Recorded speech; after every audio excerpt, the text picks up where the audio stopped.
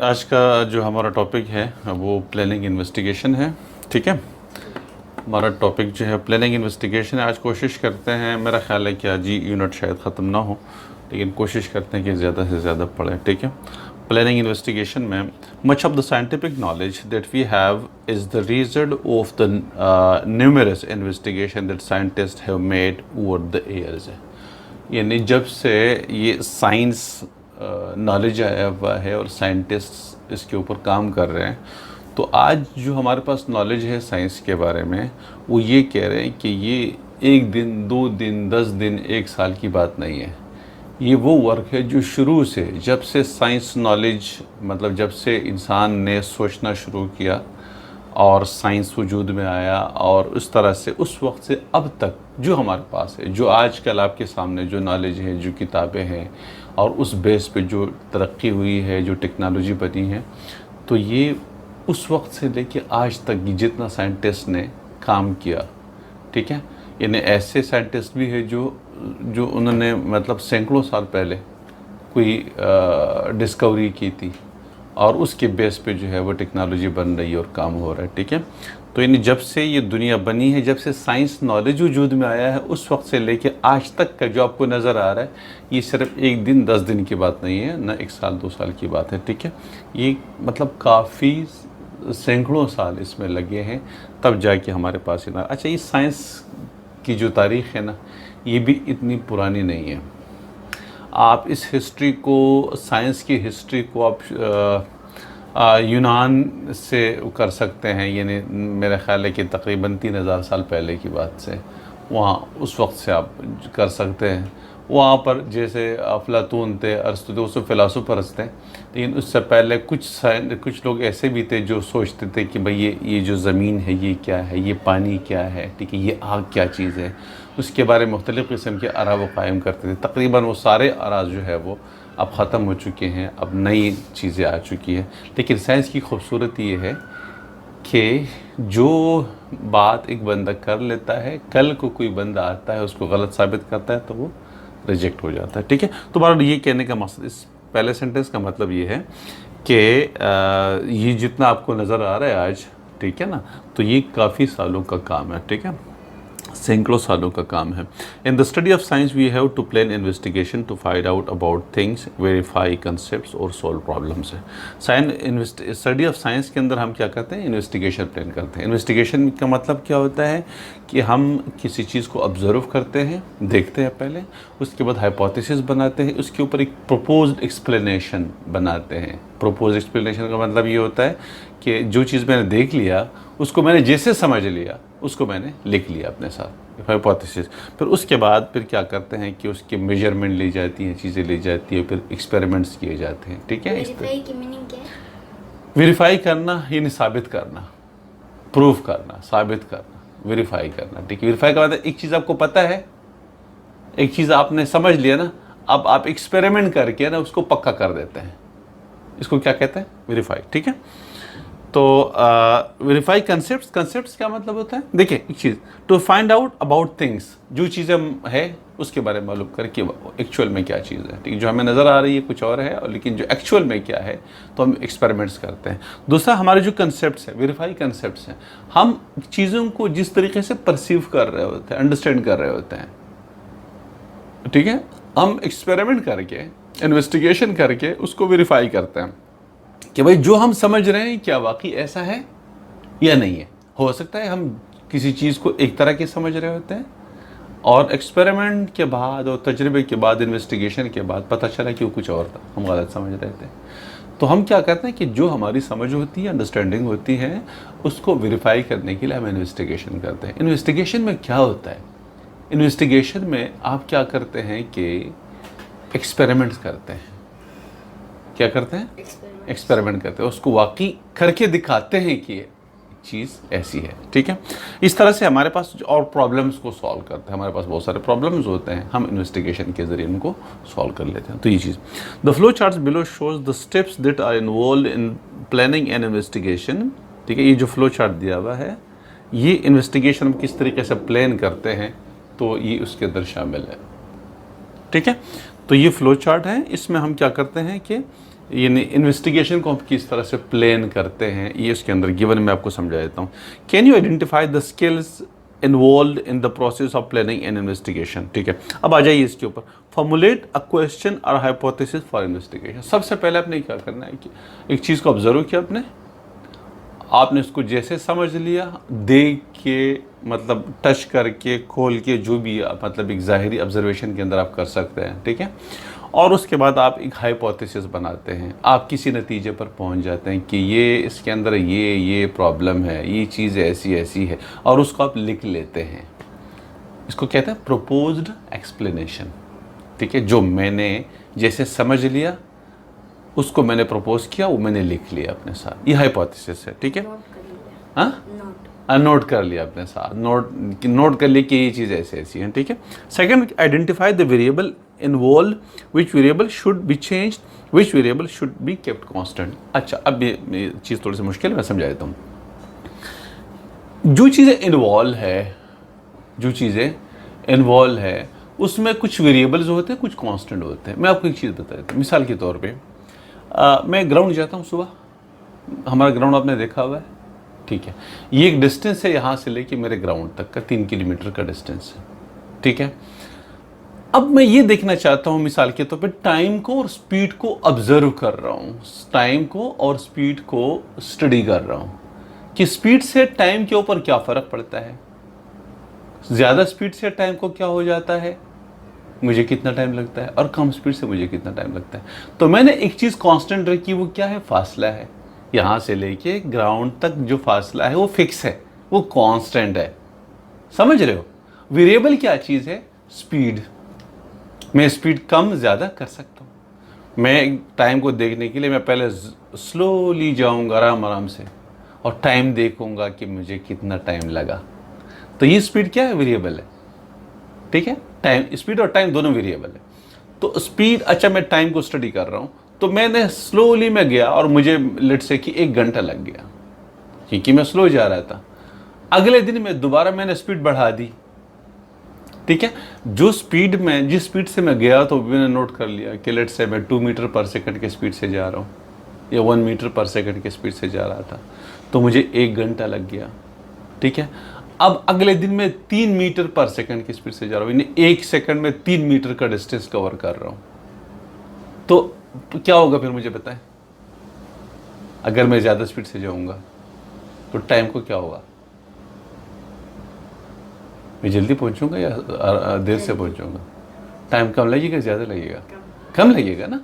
तो जब मैं स्पीड बढ़ा रहा हूँ तो टाइम कम लग रहा है, और जब स्पीड कम कर रहा हूँ तो टाइम ज़्यादा लग रहा है। कांस्टेंट क्या है, डिस्टेंस। तो किसी एक चीज़ को आपने कांस्टेंट रखना होता है, और कुछ चीज़ें जो आप स्टडी करना चाहते हैं उनके ताल्लुक को, उनके रिलेशनशिप को, वो वेरिएबल होता है। तो टाइम और स्पीड आपस में, इनके रिलेशनशिप को मैं स्टडी कर रहा हूँ कि स्पीड बढ़ने से टाइम को क्या होता है और स्पीड कम होने से टाइम को क्या होता है। तो ये 2 चीज़ें वेरिएबल है। मैं स्पीड को वेरिएबल कर रहा हूँ, स्पीड में कम कर रहा हूँ तो मैं टाइम को देखता हूँ कि टाइम के साथ क्या होता है, और स्पीड में बढ़ा रहा हूँ तो फिर भी टाइम को देखता हूँ कि टाइम के साथ क्या होता है। तो मैंने एक्सपेरिमेंट कर लिया, मैंने एक चीज़ डिस्कवर ये की कि भाई जब मैं एक ख़ास डिस्टेंस को जब मैंने कवर करना होता है, तो जब मैं स्पीड बढ़ा रहा होता हूँ तो टाइम कम लगता है, और जब मैं स्पीड कम कर रहा होता हूँ तो टाइम ज़्यादा लगता है। ठीक है, ये मैंने एक चीज़ डिस्कवर की।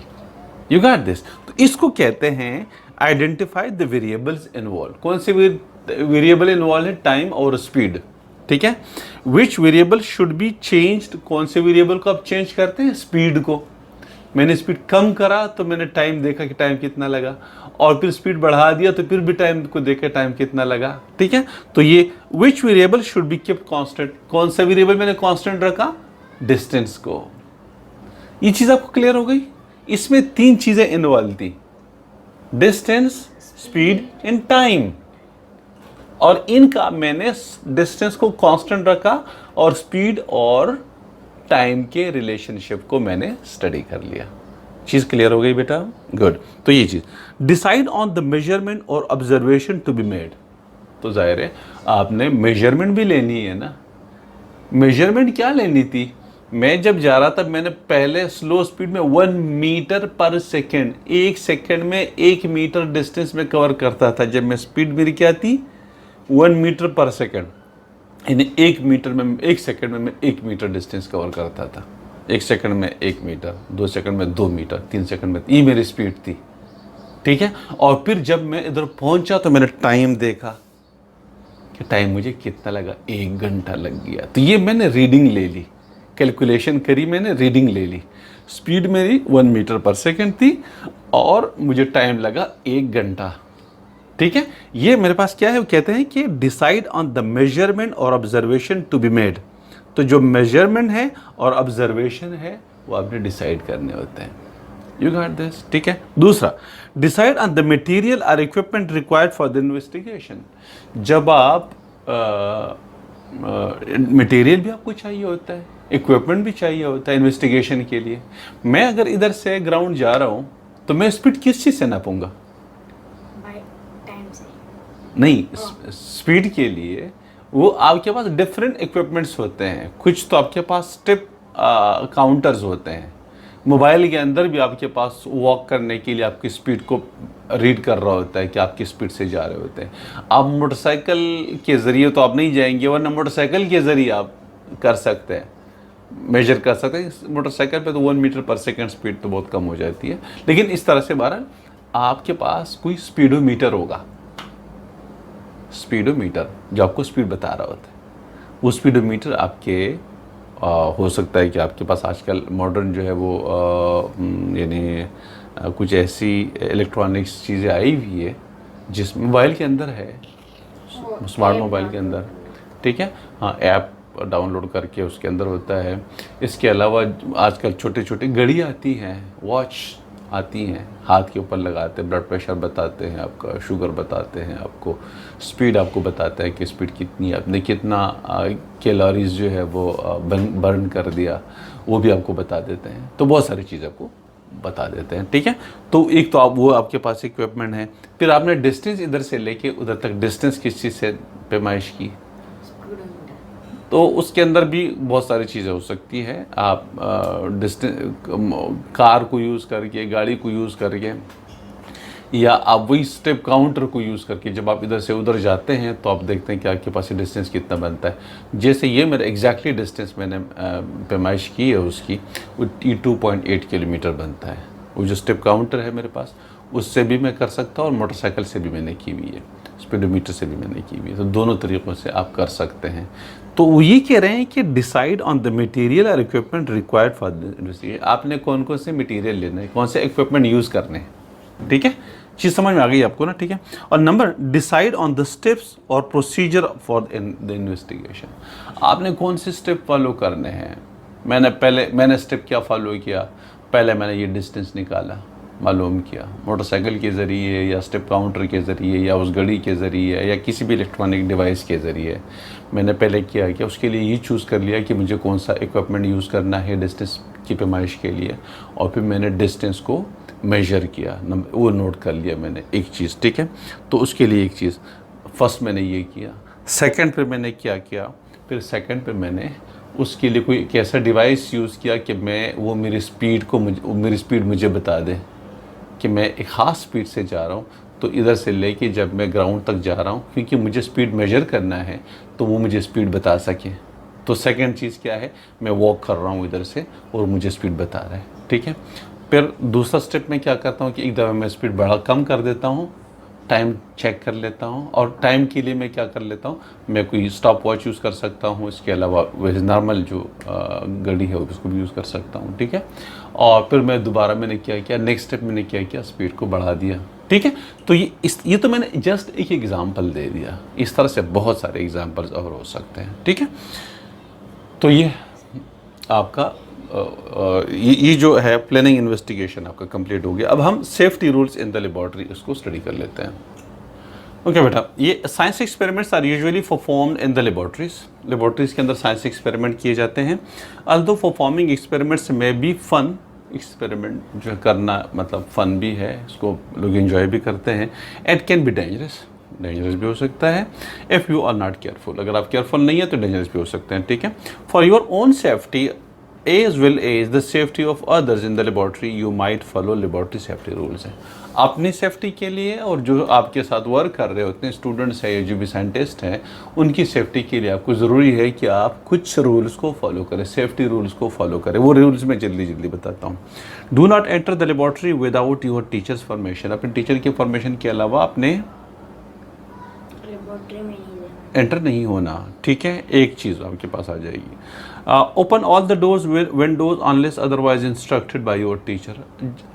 सारे विंडोज़ खोलनी है, सारे डोर्स खोलने हैं ताकि कोई गैस जमा ना हो, निकलती जाए, ठीक है। हाँ, अगर टीचर ने कहा कि आप दरवाजे खिड़कियाँ बंद करो, इसका मतलब है कि जो एक्सपेरिमेंट आप कर रहे हो उसके अंदर कोई गैस में कोई ऐसा ख़तरा नहीं है, तो इसलिए आप बंद कर सकते हैं। लेकिन अगर ऐसा नहीं है तो आप सारी खिड़कियाँ दरवाजे सारे खोल दो ताकि गैस जमा ना हो, ठीक है। Do not carry out any test experiment without your teacher's permission. कोई टेस्ट, कोई एक्सपेरिमेंट आपने टीचर के परमिशन के बगैर नहीं करना। Read the instruction first and understand them before starting your experiment. In if any doubt always ask your teacher. पहले instruction को पढ़ें, टेस्ट या एक्सपेरिमेंट शुरू करने से पहले इंस्ट्रक्शन को अच्छी तरह से समझना है। अगर आपको कोई शक है तो फिर टीचर से पूछें, शक सारा पहले क्लियर कर दे, उसके बाद फिर आप टेस्ट करें, ठीक है। Handle all the operators and chemicals carefully and correctly. जो आपके ऑपरेटर्स होते हैं या जो केमिकल्स हैं उसको सही तरीके से, केयरफुली, एहतियात से उसको यूज़ करें, उसको हैंडल करें, पकड़ लें उसको। Always check the label on the container before using the substance it contains है। पहले उसके ऊपर जो लेबल होता है उसको चेक कर लें कि लेबल क्या कोई पॉइजनस सब्सटेंस है। उसके ऊपर लेबल लगा होता है ना केमिकल के ऊपर कि जहर है, पॉइजनस सब्सटेंस है, टॉक्सिक है, कोई इन्फ्लेमेबल है, क्या है, मतलब कोई डेंजरस तो नहीं है। ऐसा ना कि आपने पानी समझ लिया, पता चला कि वो तेज़ाब है, आपका स्किन जल गया, तो इस तरह की चीज़ें। तो इसलिए पहले आप लेबल को पढ़ें, बॉटल के ऊपर लेबल होता है, लेबल लगा होता है, और उसके बाद उसको आप यूज़ करें, ठीक है। To avoid contamination do not pour any unused chemical back into the container है। कभी इन कंटेमिनेशन, गंदगी से बचने के लिए कभी भी जो केमिकल आप यूज़ करते हैं उसको वापस बर्तन में मत डाला करें, ठीक है। उसके लिए प्रॉपर तरीक़ा होता है उसको ज़ाय करने का। किसी बर्तन के अंदर उसी बर्तन के अंदर मत यूज़ करें कि आपने जिस कंटेनर से आपने केमिकल यूज़ किया दोबारा उसके अंदर डाल दिया, पता चले कि आपने उसके अंदर पानी सब कुछ मिला दिया था, वही गंदा आपने उसके अंदर वापस मिला दिया, तो दोबारा उसको वापस पहले वाले कंटेनर के अंदर नहीं डालना है, ठीक है। क्योंकि वो प्योर होता है और जो आपने यूज़ किया वो ज़ाहिर है उसके अंदर आपने कुछ चीज़ यूज़ की होगी, तो दोबारा उसको वापस उसके अंदर नहीं डालना, ठीक है। Okay. Do not taste any chemical unless otherwise instructed by your teacher. कोई केमिकल टेस्ट नहीं करना। अगर हाँ आपके टीचर आपको बता दे, हो सकता है कि वो टेस्ट करने वाली चीज़ हो, लेकिन जब तक टीचर ना बताए आपने ऐसा कुछ नहीं करना। डू नॉट ईट, ड्रिंक और play in the laboratory. Laboratory के अंदर खाना पीना मत कर लिया करें, क्योंकि उसके अंदर गैसेस होती हैं, केमिकल्स होते हैं, आपके हाथ गंदे होते हैं।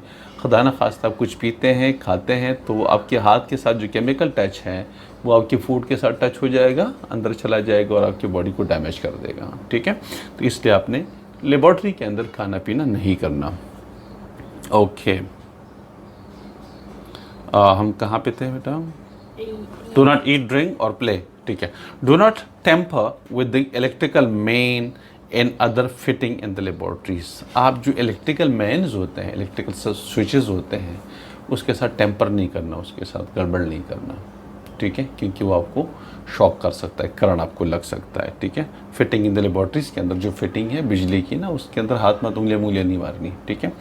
तो इसके साथ टेम्पर वेम्पर नहीं करना, ठीक है। Work tidily, wash all used apparatus and dispose the waste correctly.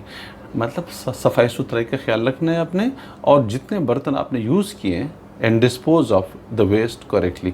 जो आपने यूज़ किए ऑपरेटर्स को उसको धो लेना है, और जो डिस्पोज करने वाले हैं, फेंकने वाले हैं चीज़ें कुछ इस तरीके से, तो प्रॉपर तरीके से डिस्पोज ऑफ करने हैं। ख़ास जगह उनकी अपनी जगह होती है।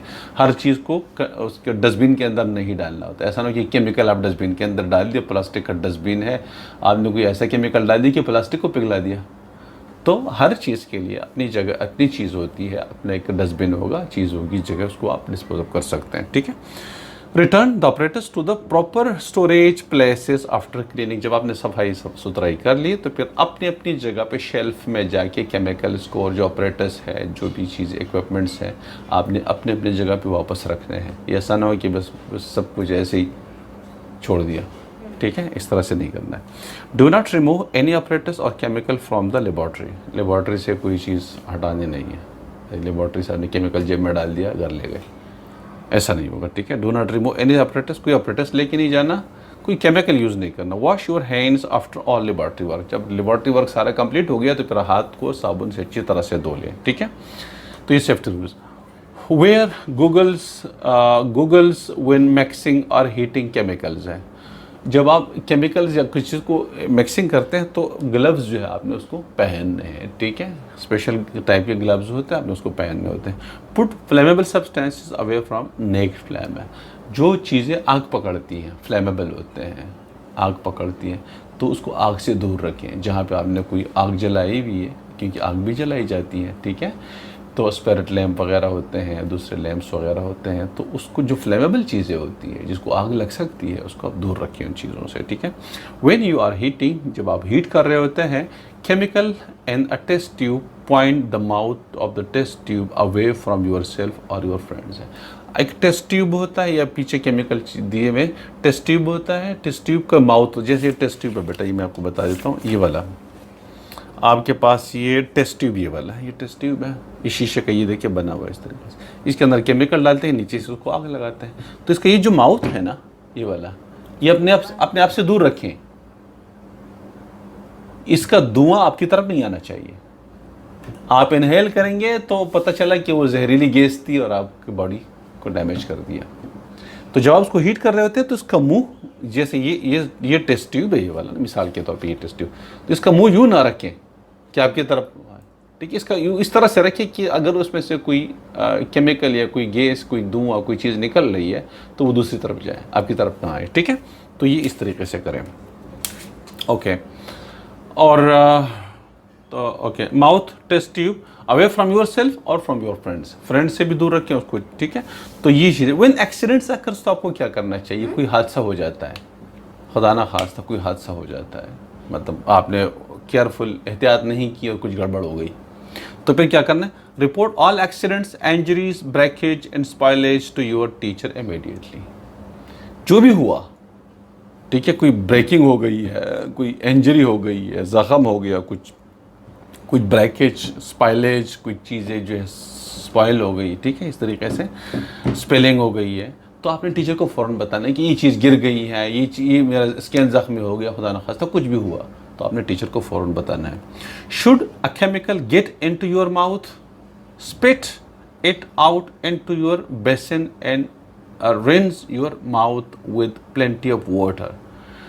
अगर कोई केमिकल आपके मुंह में चला जाता है, खुदा न खास्ता गलती से, तो फ़ौरन बहुत सारा पानी मुंह में डालना है, सफाई करना है, हाथ धोने हैं, मुंह में पानी डालना है और बहुत सारा पानी डालना है, इस तरह से मुंह को धो लेना है, ठीक है। बेसन के अंदर कोई केमिकल आपकी उंगलियों को केमिकल लगा हुआ था, आपने गलती से मुंह में डाल दिया उंगली, होता है ना बच्चे, कोई ज़बान को पकड़ते हैं, कोई कान को, कोई दांत को साफ़ करते हैं उंगली से, कुछ डर्टी बच्चे होते हैं, तो पता चला कि केमिकल आपके मुंह में चला गया। फ़ौरन जाएं बेसन के पास, पानी मुंह में डालते जाएं और फेंकते जाएं, डालते जाएं, फेंकते जाएं, ताकि वो केमिकल निकल जाए, ठीक है। Okay, similarly if any chemical comes into contact with the other parts of your body और clothing, wash it off thoroughly with plenty of water and report the accident to your teacher। अगर आपके कपड़े को लगी है chemical या आपकी body को लगी है तो बहुत सारा पानी डाल दे, उसको धो ले अच्छी तरह से और टीचर को भी बता दे कि ये चीज़ हो गई है, ठीक है। तो ये आपके पास safety rule in the laboratory है। ये चीज़ जो है हम देखिए इसमें से, look at the picture on the left, identify the potential dangers है। इसमें डेंजर क्या है, कुछ नज़र आ रहा है इस डायग्राम के अंदर, कुछ डेंजर नज़र आ रहा है। क्या डेंजर हो सकता है, ये देखिए आपके पास बिजली के सॉकेट्स हैं और बच्चा देखिए उसके साथ टेम्परिंग कर रहा है, ख़तरा हो सकता है। इधर केमिकल पड़ा हुआ है, ये देखिए ये बच्ची जो है वो केमिकल को हीट अप कर रही है और ऊपर वाला बच्चा ना क्या मुंह में ये नहीं, अच्छा ये देखिए कुछ उसमें मुंह में कुछ डाला हुआ है, तो ये सारे डेंजर है, ठीक है। दूसरे को देख के सो रहा है केमिकल के पास, ठीक है। तो ये सारी चीज़ें जो है वो डेंजर है, पोटेंशियली डेंजर चीज़ें हैं, ठीक है। तो container of dangerous chemicals are label with special symbols to warn other about the hazardous nature of chemicals हैं। जितने केमिकल्स होंगे ना उसके ऊपर ये निशान लगे होते हैं। बेटा ये नज़र आ रहा है आपको, ये आपको क्या बता रहे होते हैं, ये आपको ये चीज़ें क्या बता रहे होते हैं, ये आपको बताता है। ये डेंजर है ये। हाँ, अब हर एक सिंबल की अपनी मीनिंग होती है, ठीक है। तो container of dangerous chemicals are label with the special symbols to warn others about the hazardous nature of chemical. जितने कंटेनर्स होते हैं उसके ऊपर ये निशान लगे होते हैं, वो बताते हैं कि भाई ये क्या हो सकता है उसको। जैसे इस चीज़ के बारे में फ्लेमेबल है, आग पकड़ सकते हैं, इस तरह से ये चीज़ें, ये सारे सिंबल्स हैं। ये इंशाल्लाह हम नेक्स्ट वीडियो के अंदर, आज की वीडियो काफ़ी लंबी हो गई, तो नेक्स्ट वीडियो के अंदर मैं आपको ये चीज़ें समझाऊंगा कि ये इसका मतलब क्या होता है। अगर किसी केमिकल के ऊपर ये सिंबल लगा हुआ, ये सिंबल लगा हुआ, ये सिंबल, ये सिंबल, ये सारे सिंबल अगर लगे हुए, तो इस हर एक सिंबल की अपनी मीनिंग है, अपना मकसद है। लिखा हुआ नहीं होता, लेकिन सिंबल से आपको आइडिया होना चाहिए कि ये टॉक्सिक है, ये इरिटेटिंग है, ये फ्लेमेबल है आपके पास, ठीक है, ये रेडियो एक्टिव सब्सटेंस है, इस तरह से। तो इन चीज़ों को इंशाल्लाह नेक्स्ट वीडियो के अंदर हम डिस्कस करेंगे।